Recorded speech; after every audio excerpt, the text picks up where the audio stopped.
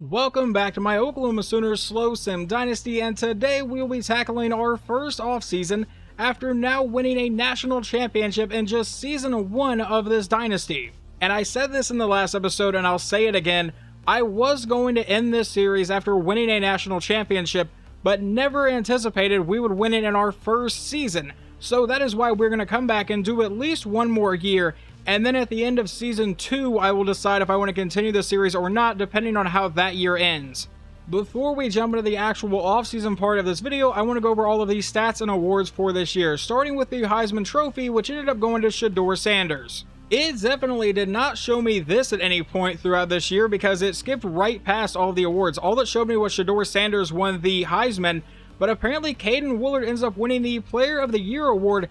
I have never seen a defensive player get that, so I imagine his stats are probably pretty stupid, and Jaren Kanak ended up in 4th place.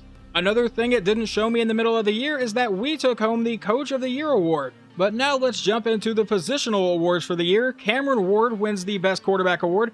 Best Defensive Player goes to Caden Woolard, and our pretty much entire starting defense is on this list. I have a feeling their stats are going to be pretty stupid. Best defensive back, we have 3 of the top 3, so that goes to Billy Bowman. Best running back, our guy nowhere up here, Damian Martinez gets that award. Best receiver goes to Jerran Bradley at Boston College. Deion Burks finished 4th on that. The Lombardi award does go to Caden Woolard, so he apparently cleaned house this year. The Johnny Unitas Golden Arm award goes to Chandler Morris. The best defensive end goes to Caden Woolard. Best interior alignment goes to Georgia. Best tight end goes to USC. The Broyles Award for the best coordinators, our offensive coordinator got 2nd, our defensive coordinator got 4th, and then the best linebacker award goes to Jaren Kanak, best center goes to USC, the Lou Groza Award goes to the kicker in Miami, and the best punter goes to Brett Thorson over in Georgia, but Luke Elzinga did at least end up on the list, and the best returner goes to Sterling Lockett at Kansas State. Throughout the season, I was kind of giving you guys updates on Jackson Arnold's stats, but I didn't really look at everyone else's. And now that I've seen how many defensive awards we won and how many guys were on those lists, I think these stats might look a tad unrealistic, but we'll get to that here in just a second. First, I want to look at all of the offensive stats, starting with Jackson Arnold, who finished with exactly 4,800 yards, 49 touchdowns, but 23 interceptions. We are guaranteed to get him back unless for some reason he transfers in the offseason, which I've never seen in this game, so I highly doubt he will, but I'm hoping that next year he can cut back on the amount of interceptions that he threw. There is a small chance we lose Gavin Sawchuk to the NFL, but he had a really solid year for us. 1,300 yards and 8 touchdowns. Taylor Tatum is going to be a great backup and possibly a great starting back once it's his time. Finished with 469 yards and a touchdown. Jackson Arnold got 4 touchdowns on the ground, and even Justin Beebe came in for 1. Jumping over to receiving stats, we start with Deion Burks, who is another guy we may get back next year, or we could lose him to the draft. 86 catches, 1,500 yards, and 14 touchdowns. Andrel Anthony, 1,200 yards and 15 scores. Jaleel Farouk, 840 yards and 12 touchdowns. We will 100% be losing Anthony and Jaleel Farouk. Jake Roberts ended up with 61 catches for 500 yards and 3 scores. Nick Anderson, 383 yards and 3 touchdowns.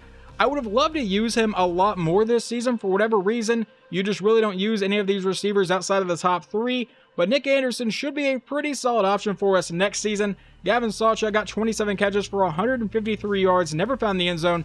Taylor Tatum got 2 receiving touchdowns, and Justin Beebe also got 1 receiving touchdown. Yeah, I'm just going to go ahead and let you guys know that I was right about defensive stats. They look a little bit ridiculous. Billy Bowman finishes with 114 tackles to lead the team. Danny Sussman finished with 110. Then you have Robert Spears-Jennings with 94. And the reason I say these are incredibly unrealistic right now is because in real life, in 2023, Danny Stutzman led the team in tackles with 104. So obviously, neither of these numbers look crazy right there until you realize they're both on the same team. Also, second place was Kip Lewis with 66. That would finish all the way down here below Gentry Williams in these standings. So, yeah, just know defensive stats are going to be a little bit inflated here. I don't know if it's because of the slow sim or not. But then tackles for loss, Caden Woolard got 32, which is probably why he won Defensive Player of the Year. And sacks, he got 13.5. Jaren Kanak got 11.5. David Stone got 11. Ethan Downs got 8. And I feel like half of those were in the national championship game. And then interceptions, Billy Bowman came away with 8 on the year. Woody Washington got 7. Gentry Williams got 4. Kip Lewis got 3. Peyton Bowen got 3, and Danny Stutzman came away with 2. Not even gonna try to be nice about this. Tyler Keltner sucked this year. 20 for 31 on field goal attempts, a 64%. There is a reason I scouted a new kicker. Hopefully he can come in and be decent. If not, I guess, well, Zach Schmidt's also a senior, so I needed to scout a new kicker. Glad I did. Let's just move on and look at everyone else's stats now. Chandler Morris ends up leading the nation in passing yards with exactly 4,900, and touchdowns, that does go to Jackson Arnold with 49, but he also led the country in interceptions with 23. Now, I would like to see who was the most accurate quarterback that threw a decent amount of passes. It is Jalen Milroe, who completed 76%. Oh, well, I can't discredit Dylan Gabriel either. I almost scrolled away from this. Gabriel also completed 76% of his passes, and arguably it was a bit more impressive. He threw a lot more passes, had more touchdowns, less interceptions, and more yards. But obviously, Jalen Milroe has the ability to run the ball a lot more. I'm going to assume this is not much of a shock to you guys, but Ollie Gordon led the nation in rushing with 1,600 yards. Generally, in your first year of Dynasty, he is the best running back in the game overall-wise, so he generally does lead the nation in rushing. It wouldn't shock me if he did that in real life this year. But then the leader in touchdowns was Diamante Trayanum. I probably said that horribly wrong, but the running back at Kentucky got 16 touchdowns on the year, and then Martinez and Terrion Stewart both came away with 15. Who led the nation in fumbles, though? That would be Dalen or Dylan. I have no idea how to say your first name. But Hayden, a running back at Colorado, fumbled the ball 6 times. There was a tie for the most receptions this season between Samir Hagans at Duke and Jordan Hudson at SMU. They both came away with 93. Obviously, a pretty big difference in their touchdowns, though, as Hudson came away with 16 and Hagans came away with 5. And Hudson also ended up with about 200 more yards. The most receiving yards on the season, though, does go to Deion Burks. Remember, whenever we're leading stuff like this, we did play a few more games than all the other guys. Like, Burks ended up with 1,500 yards, but played 16 games. And then Dwayne Thomas Jr. at Charlotte only played 13 games and got 1,300 yards. So really, if you want to look at average yards per game, that goes to Jordan Hudson. Over on defense, Billy Bowman does not stand alone at the top of the board for tackles because Mondon Jr., a middle linebacker at Georgia, also had 114 tackles for loss. Alright, so it's just not counting our guys. I don't really know why. Sometimes it shows up. Like right here, this guy had 16.5 sacks, which is really cool, but we already saw that we had several guys get above 10, and they're just not here at all. I don't know why the game doesn't show some stats. It's really weird, but Billy Bowman does come away with the most interceptions on the year with 8. Well, I am now super glad that the national championship did not come down to a field goal, because apparently Miami had the best kicker in the country, 27 for 28, 96% of his field goals, and then all of these guys made 100%, but a couple of them went 18 of 18, which is fine, but he gets into 28 field goals and got 96%.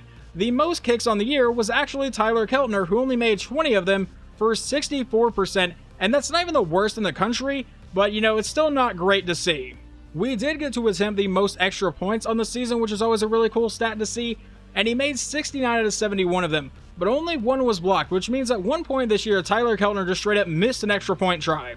So I know seeing all of those crazy defensive numbers is a little bit insane. I will be looking around after I record this to see if there is like a more realistic quarter length I can try. Right now it's on 11-minute quarters. Back on Madden 24, I ran a slow sim franchise and ran 13-minute quarters and never really had anything like that crazy happen.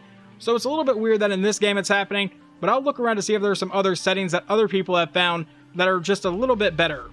But that will now officially move us right into the official offseason part of this video, where we will jump right into players leaving.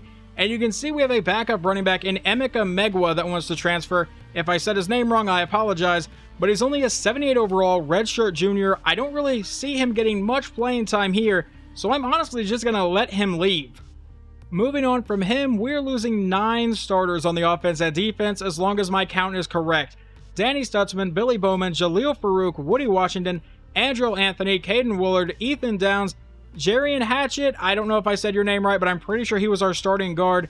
Then we have Jake Roberts, our starting tight end as well, and then several key players like Kendall Dolby came in a little bit, Trace Ford came up with a couple nice plays, then we have Spencer Brown at right tackle. We obviously saw that Megwa was going to be transferring. Then we're also losing our backup quarterback in Casey Thompson, we're losing our starting punter and both of our kickers, and then a random fullback that I don't really think found the field that much. But yeah, we will be replacing a lot on this team next year. Before we jump into offseason recruiting and the transfer portal, I want to take a look at the draft results. Now, we know that Stutzman and Bowman were supposed to get drafted, but Jaleel Farouk and Woody Washington also both ended up getting drafted in round number 6, so we at least get 4 players drafted this year. Now it is time to try to get some new players added to this team. There was only one guy on my board that is not committed so far. It is our brand new kicker in Sean Carter, but so far we're the only team going after him. Before we go into signing any more guys, I want to quickly recap the rest of our recruiting class.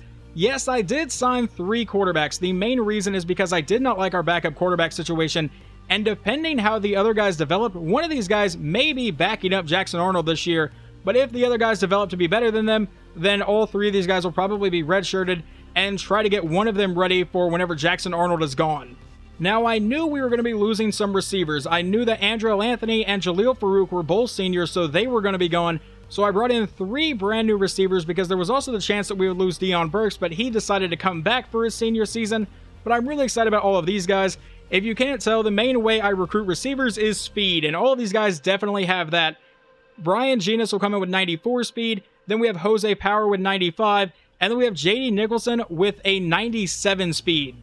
Next up is a 4-star tight end in Alex Reynaud that I brought in. I don't think he's going to get much playing time this season, but who knows, he very well could depending on what his rating is, because he's going to come in with 88 speed. We just lost our starting tight end. He also has 83 catching. He may be the best tight end on our roster. If he's not, he will probably get redshirted. I would imagine not all 3 of these guys are going to stay at right tackle their entire time here at Oklahoma because I move people around as I kind of need them. But I did bring in 3 new right tackles, and Matt Nails, who is a 4-star, Darren Gills, who is a 4-star, and 3-star Kevin Arcuri. Same thing on these guards. They are coming in as left guards, but I can move them around as I see fit. But we get 3-star Nick Karam, 3-star Isaac Foster, and then 4-star Angelo Masafilo. I also brought in a brand new center and Larry Newcomb, so we essentially just brought in an entire new offensive line to probably redshirt. And the main reason I do stuff like this, and you'll notice if I run with this series for a while, I love to recruit offensive linemen because I don't want to be caught without a solid offensive line. We finally get to look at some of the defensive recruits, and these were 2 guys I believe I added in the preseason and really wanted both of them, and ended up getting both 4-star Ben Huey and 4-star Jaleel Brockle. I also brought in 3 new defensive tackles in 4-star Tyrone Friend, 4-star Christopher Hardiman, and then 3-star Tyrese Workman. Moving on to the second level of the defense at outside linebacker, we got 4-star LaMarcus Titus and 5-star Diego Rivera. And with the loss of Danny Stutzman, I definitely wanted to get a couple nice middle linebackers, and I think I was able to get that done with 4-star Jake Kaminsky and then 3-star Joey Lucky. Weirdly to me, corner is another position that I kind of recruit like offensive line. I never want to be caught with a really bad secondary, so I feel like I always kind of recruit that area, but we managed to land 4-star corner Enrique Catanzaro, 4-star Isaac Carell, and then 4-star Deontay Warmack. And the final player that has already committed to us is safety Troy Wilkins, who will probably just come in and back up Billy Bowman, or possibly get redshirted this year, but he is a 3-star prospect. But that is our entire recruiting class so far. Now, we only have 7 spots available left on the board. Obviously, one's going to go to Sean Carter. I am going to have to go get a new punter, though, because I did not realize that Elzingo was a senior, and I did not scout or at least not have any punters on this board. I just want to go over real fast that we are the number 5 recruiting class in the country, but also everyone inside the College Football Playoff top 25 is in the top 5, except for Tennessee, who is apparently unranked and just randomly here. But I have now completely filled out our board. I think some of you guys are going to disagree with it, but I think a lot of you are going to like it. I did add our 3-star punter, Scotty Kislyak. Sure, whatever. He's a gem prospect. Only has 68 kick power, which does concern me a bit, but 86 kick accuracy. So our punts are not going to be going super far downfield, but they will be pretty accurate. Moving on to the transfer portal, guys. The first one I added was middle linebacker Ben Roberts out of Texas Tech. I think he can immediately come in and fill that role that Danny Stutzman had. 91 tackle, 88 pursuit, 86 play rec, 82 speed, 84 block shed. This guy could be incredibly nice. The next player I added to the board was a corner from Baylor and Tevin Williams III. As of right now, we are actually the number 1 school on his board. 80 man coverage, 91 speed, 94 acceleration. Should be able to come in and help out our secondary. Next up is Jaden Burnett, and I'm going to really hope I said his name right. A defensive end out of Louisiana Tech, and a guy this good coming out of Louisiana Tech really surprised me. 85 finesse, 94 acceleration, 80 hit power, 85 speed, 74 play rec. and he has a platinum quick jump ability. If we can land him, I don't think our defensive line is going to take that far of a step back. Next up is a wide receiver in Elijah Surratt out of Indiana. Once again, if I said his name wrong, I do apologize. And I think we're going to have a really rough time actually getting him because that pipeline tier is a little bit higher for Ohio State, Clemson, and Alabama, but we're going to hope they don't go after him too hard. Now, he does not have the speed I generally look for in receivers, but he has literally everything else. And then I know we had some depth at tight end last year, but I really wanted to go out and see if there was a good one in the transfer portal just in case none of those guys developed. And I think I found one in Sam Roush out of Stanford. Now, we are pretty far down on his list. Our pipeline tier is only a level 2, so probably another guy we're going to have to really fight for. But he does come in with some really nice ratings as well. 83 speed, 82 catch in traffic, 84 catching, 85 awareness, 84 spectacular catch. Another guy that I think can really come in and just help our offense. Lastly is running back Jeremiah Love out of Notre Dame. I know we do not need any more running backs on this team, but with the loss of Megwa, we could have a really nice three-headed rushing attack with Love here, and he's only a sophomore. Now, I don't know if that means he's going to be a sophomore or if he's currently a sophomore, so he could end up being a junior, which would kind of deflate everything I just said. But it's fine, though, because he has 94 speed, 95 acceleration, 95 agility, 84 break tackle, spin move, 94 change of direction, and he has shifty, sidestep, takeoff, and a silver 360 badge. This guy may not be our starter, but it really wouldn't shock me if we ended up splitting the carries between him and Gavin Sawchuk if we land him. Now let's see if we actually manage to land anyone in the first week of offseason recruiting, and I highly, highly doubt it. And no, we do not, but Scotty Kislyak has reached his top 8, and we're the only one there. There is not really a whole lot I can do on this stage, but I have noticed now that Virginia Tech is going after Sean Carter, and I really don't like that. I would really just like him to commit. I already burned the visit on week 1, which I probably shouldn't have done because I thought he was just going to be coming here immediately. On the transfer portal, guys, as of right now, we are leading Ben Roberts, but I don't know anything to actually schedule him a visit. Tevin Williams, we are right now in front of everybody. Jaden Burnett, looks like we're going to be in a fight with Ohio State. I did schedule his visit for week 3. Hopefully he stays on the board until then. Elijah Surratt, looks like he may be going to Ohio State, but we could still fight back on that one, I believe. I just don't know anything that I could actually schedule a visit for on him. And then Sam Roush, Ole Miss has kind of, taken the lead there. I did schedule a visit for him as well. And then we have Jeremiah Love, who we are currently leading. So now it is time to see if any of those guys commit anywhere or if they want to come here, whichever one they want to do, and we don't land anybody, but we also don't lose anybody. I honestly don't know if Kislyak is going to actually commit or if it's just going to be one of those scenarios where we're the highest team, so he comes to us. But Sean Carter, it looks like Virginia Tech has kind of backed off on. But oh boy, I don't know if we're going to get Ben Roberts because A&M and Ohio State just took a massive, massive lead on him. I'm not 100% sure how. I can schedule a visit for this week and have him come look at our athletic facilities, but we may not be landing him. I'm not going to lie to you guys, it really does suck that I think we're going to lose out on Ben Roberts. It looks like he'll be going to Texas A&M, but Tevin Williams should be committing to us. Jaden Burnett, we are fighting for. He comes to visit us this week, but it's going to be a tie between us and Ohio State. And then down here, Elijah Surratt, I don't think we're going to land him. I can schedule him for a visit for week 4, but I'm pretty sure he's going to end up committing to either Clemson or Ohio State after this week. Sam Roush, now we are down by a lot to Ole Miss, but he does visit us this week, so maybe, just maybe we can pull away there. And then Jeremiah Love, we're still pretty solid in the lead for. If we end up losing all of those players that I think we're going to end up losing here, I will go through and try to scout some more true freshmen that are coming in to see if there's any more gems that could come in and maybe fill a role on our team. But aside from that, probably just going to have to roll with whatever happens.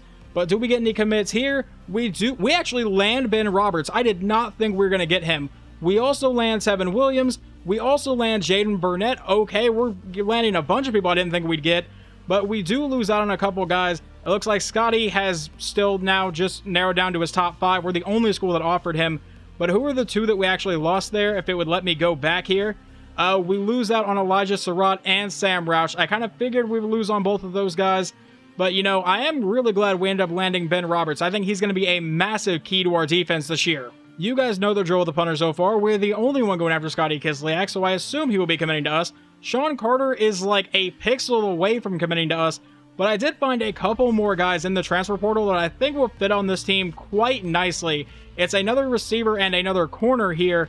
And this would be Talon Shetron out of Oklahoma State. So we would be stealing him from an in-state rival. And I will actually be scheduling Oklahoma State on the next schedule, just in case anyone's wondering. But here are the attributes he would come in with. 80 deep route, 92 speed, 93 acceleration, 80 catching. I think he could come in and kind of fill a role immediately. And then corner CJ Burton out of Charlotte, 76 man coverage, 92 speed, 95 acceleration.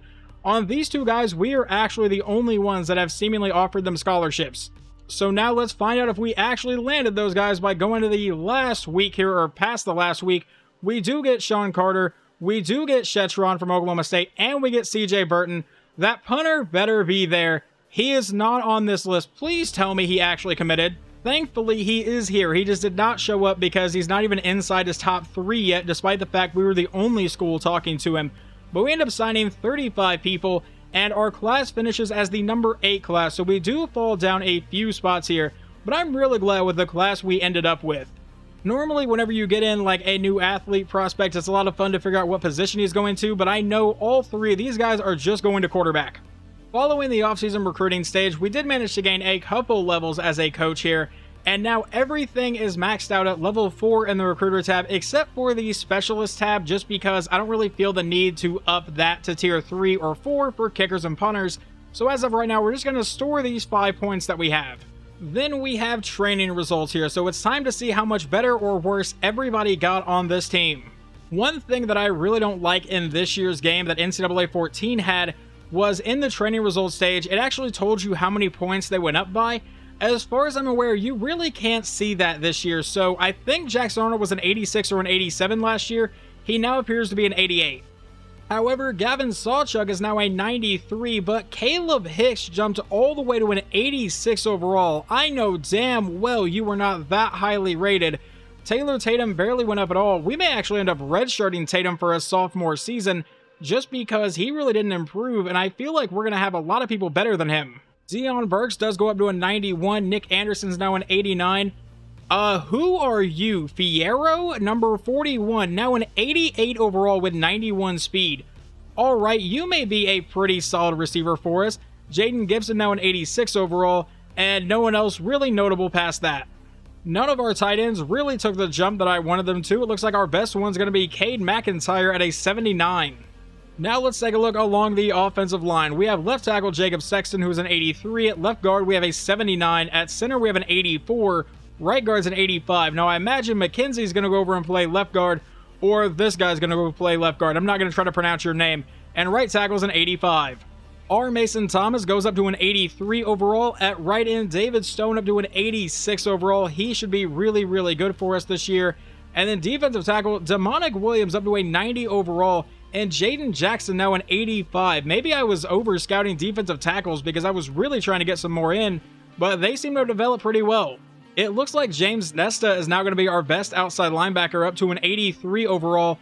Middle linebacker, Kobe McKenzie, going to be an 85. Now, granted, I did not know he was going to progress like that, but I'm still really happy we got the guy from Texas Tech here. And then at right outside linebacker, Lewis Carter up to an 85. Jaron Kanek up to an 83. And I really kind of like our linebacking core right now. We'll see how the corners look whenever we get the new players in here, especially the new freshman and the guy that I got to transfer here. But as of right now, I really like the way this room looks as well. And how about the development from Michael Boganowski at free safety? It looks like he may be taking over Robert Spears Jennings' job. He was nowhere close to an 86 last year. I don't know how big of a jump that was, but he is now definitely our best free safety. And then finally, Peyton Bowen goes up to an 85 overall. He was our backup last year, but only kind of our backup. He was on the field quite a bit because Billy Bowman was listed as our slot corner, so Bowen got to come in quite a bit throughout the season and get a decent amount of development. Looking at the overall team, I think we got a lot better. Gavin Sawchuk now in 93 overall. He is a redshirt junior, but with that rating, we are probably going to lose him after this season. Dion Burks up to a 91 right now. So yeah, I feel like we're going to be able to throw the ball really well, especially with the emergence of Josh Fierro, or yeah, I'm just going to call him that, I guess. I don't know.